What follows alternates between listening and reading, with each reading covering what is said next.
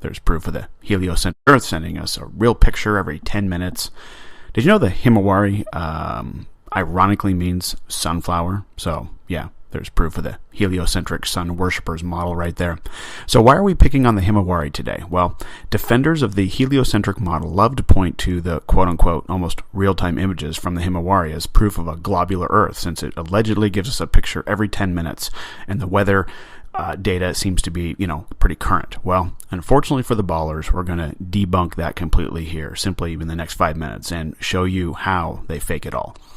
Let's cut right to the smoking gun to start. Here is the website anyone can go to and see this all for themselves. On a side note, the Himawari is operated by the Japanese Meteorological Space Agency and brought to us by the NOAA, the National Oceanic and Atmospheric Administration's GOES geostationary satellite server.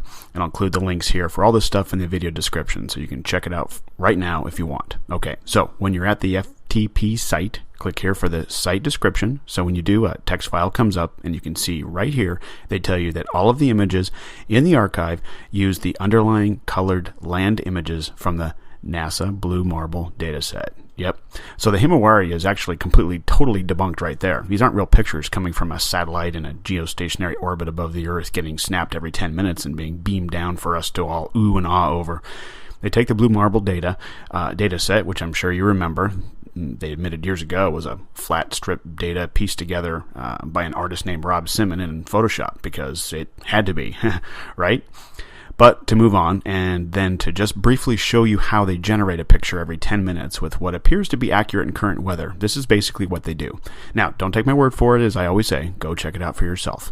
Number one, they have already created and stored transparent images of the weather over the oceans using climate simulation software, which they openly admit right here that they've done climate simulations up to the year 2095. But it's actually the year 2100 on this FTP server folder, and here is one of the images. And following some of the other images that you can find where the land masses are transparent, and they use all this simulation software to come up with the weather over the oceans.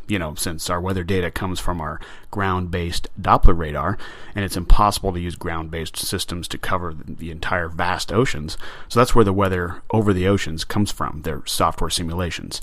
Number two, now for the weather over the land, the NOAA has supercomputers that take data coming in from all over the world, Doppler radar feeds, and crunch it all together and combine it with the weather simulation data over the oceans, so they come up with a complete composite weather quote-unquote map, which is then wrapped around a ball in their 3D modeling software programs, just like we've shown countless times in our previous episodes with the Earth and the planets, etc.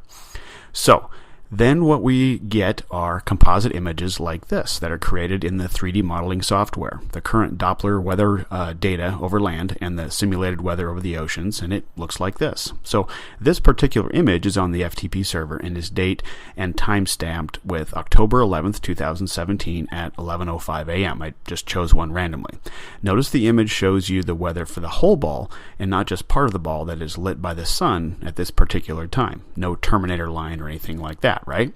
Okay, now here's the kicker. Go to the other file folder, which is the images that we get to see and are told are real pictures from space. But what they've simply done is taken the weather map picture of the whole ball they created, and they superimpose it over the Blue Marble data set, just like they said they did.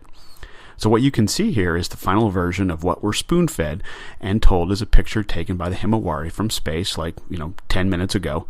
This is the image from the same date and time, October 11th, 2017 at 11:05 a.m. And you can see that the weather is exactly the same. Watch it closely. There's your weather map comprised of simulated and Doppler radar being used to complete a composite image. They do this with the Discover satellite too, the epic camera from 1,000,000 miles away, they tell us. Ridiculous. Okay.